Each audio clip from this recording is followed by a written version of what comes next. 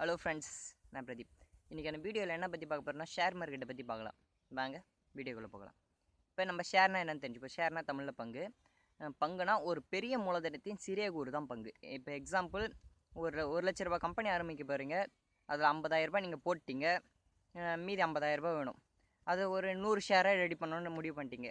100 ஷேர்னால் ஒரு 500 ஒரு ஷேருக்கு 500. அதான் 500 ஒரு ஷேரோட விலை 500. அதான் ஒரு பங்கு.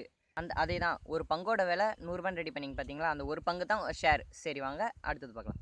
இப்போ இந்த ஷேர்ஸை வாங்கி விற்கிற இடம் தான் ஷேர் மார்க்கெட். இப்போ நம்ம ஷேர்னா என்னன்னு பார்த்துட்டோம், ஷேர் மார்க்கெட் பார்த்துட்டோம்.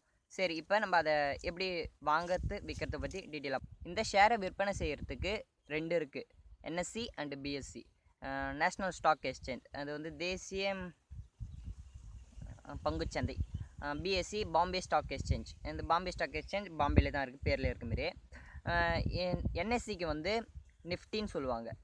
நியூஸில் கூட லாஸ்ட்டாக சொல்லும் போது தேசிய பங்குச்சந்தை, பாம்பே பங்குச்சந்தை, நிஃப்டி, சென்சின்னு சொல்லுவாங்க. அதேமாதிரி தேசிய பங்குச்சந்தைக்கு நிஃப்டி, பாம்பே ஸ்டாக் எக்ஸ்சேஞ்சுக்கு வந்து சென்சியஸ்.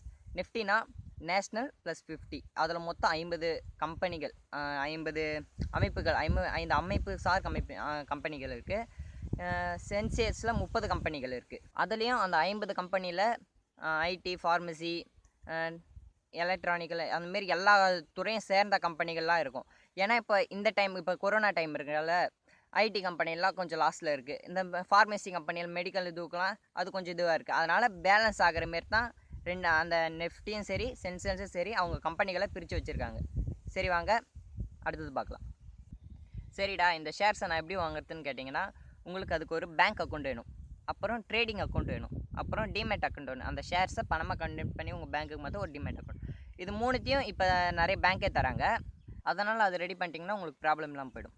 இந்த ஷேர்ஸை நீங்கள் வாங்குற, இப்போ எந்த ஷேர் நல்லா இருக்கும்டா, எதை வாங்கலான்னு கேட்டிங்கன்னா அதை நீங்கள் அனலைஸ் பண்ணி தான் வாங்கணும். ஒவ்வொரு டைமில் ஒவ்வொரு ஷேர் அதிகமாகும். இப்போ இந்த டைமில் ஃபார்மசி ஷேர்ஸ் எல்லாம் கொஞ்சம் நல்லாயிருக்கும், அந்த டைமில் இதை வாங்கலாம். அதுக்கப்புறம் வேறு எதனா இன்னும் கொஞ்சம் ஐடி கம்பெனி ஷேர்ஸ் நல்லாயிருக்கும், அதுக்கப்புறம் நிறைய கம்பெனி ஷேர்ஸ் அதிகமாகும். அந்தமாரி பார்த்து நீங்கள் வாங்கினா நல்லாயிருக்கும். சரிடா, இந்த ஷேர்ஸை நான் வாங்குறதால எனக்கு என்ன நல்லதுன்னு கேட்டிங்கன்னா, ஷேர்ஸில் 2 இருக்குது. இப்போ ஷேர் வாங்குறதுல 2 இருக்குது, ட்ரேடிங் இருக்குது, இன்வெஸ்ட்மெண்ட் இருக்குது. ட்ரேடிங்னா இப்போ நீங்கள் ஷேர் வாங்குறீங்க, காலையில் வாங்குறீங்கன்னு வச்சுக்கோங்க. அந்த ஷேரோட விலை இப்போ நம்ம கணக்கு எடுத்தோம்னா ஃபஸ்ட்டு ஆரம்பித்த மாரி 100 ஷேர் 500 500 ஷேர் 100 ஆரம்பிச்சில அதை வச்சுப்போம். 500 ஷேர் உங்ககிட்டே இருக்குது, 100 வாங்கியிருக்கீங்க.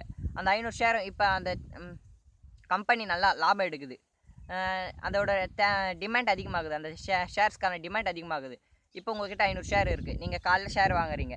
அந்த 500 ஷேரும் இப்போ 100 இருந்த ஷேர் ஒரு விலை 100, ஒரு பங்கோட விலை 100 இருந்துச்சு. அது சாயங்காலத்துக்குள்ளே ஒரு 150 ஆகுது, அவ்வளோலாம் ஆகுது, ஒரு 120 130 ஆகுதுன்னு வச்சுக்கோங்களேன். அப்போ நீங்கள் சாயங்காலத்துக்குள்ளே அந்த 500 ஷேரை விற்கிறீங்க, 120ன்னு வச்சுக்கோங்க. அந்த 500 ஷேரை விற்கிறீங்க. இப்போ 500 × 20 உங்களுக்கு 10,000 லாபம் கிடச்சிரும், காலையில் வாங்கி சாயங்காலத்துக்குள்ளே. இதுவே நீங்கள் இன்வெஸ்ட்மெண்ட் பண்ணிங்கன்னா, இப்போ பண்ணுறீங்க ஒரு நல்ல கம்பெனியாக பார்த்து, ஃபார்மசி கம்பெனின்னு வச்சுக்கலாம், ஏன்னா மெடிக்கல் நிறைய தேவைப்படும், ஃபார்மசி வச்சுப்போம். அதில் இப்போ இன்வெஸ்ட் பண்ணுறீங்க, ஒரு 20 வருஷம் ஆகுது. அந்த 20 வருஷத்தில் அதோட மதிப்பு அதிகரிச்சுக்கிட்டே தான் போகும். சரிங்களா, அந்த அதிகரிக்கத்தில் இப்போ ஒரு நீங்கள் வாங்கின ஷேர் அதே தான் 100 ஷேர் வாங்கியிருக்கீங்க.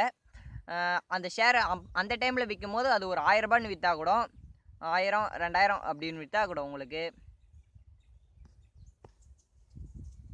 1000 விற்றா கூட ஒரு ஷேர் மேலே உங்களுக்கு 900 லாபம் கிடைக்கும். அப்போ பார்த்துக்குங்க.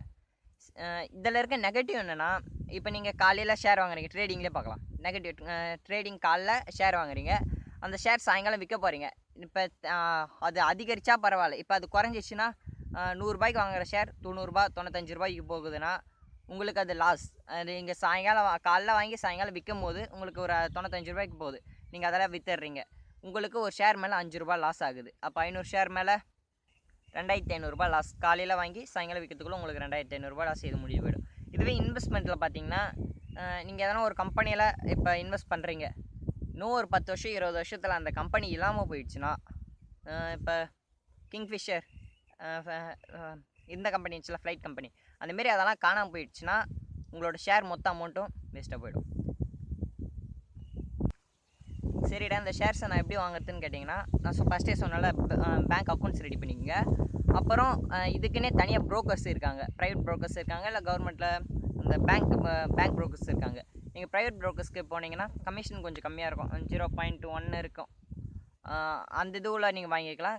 இதுவே ப்ரைவேட் பேங்க் சைட் போனீங்கன்னா மினிமம் 1% வரையும் ஷேர் இதுவும் இருக்கும். சரிடா, இந்த ஷேர் வாங்குறதுல எனக்கு என்ன லாபம் என்ன நடக்கும்னு கேட்டிங்கன்னா, இப்போ நீங்கள் ஷேர் வாங்குறீங்க, அந்த கம்பெனிக்கு நீங்கள் இப்போ அதை ஃபஸ்ட்டு சொன்னல அந்த 500 ஷேர் வாங்கி வச்சுருக்கீங்க. அந்த கம்பெனி அடுத்த வருஷம் ஒரு நல்ல லாபம் வருது, ஒரு 50,000 ரூபாய் லாபம் வருதுன்னு வச்சுங்களேன்.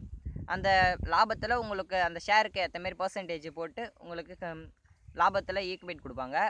அந்த ஷேர்ஸ் லாபம் அதிகரிக்குதுன்னா அந்த கம்பெனி மேலே மக்களுக்கு நல்ல பெயர் கிடைக்கும்.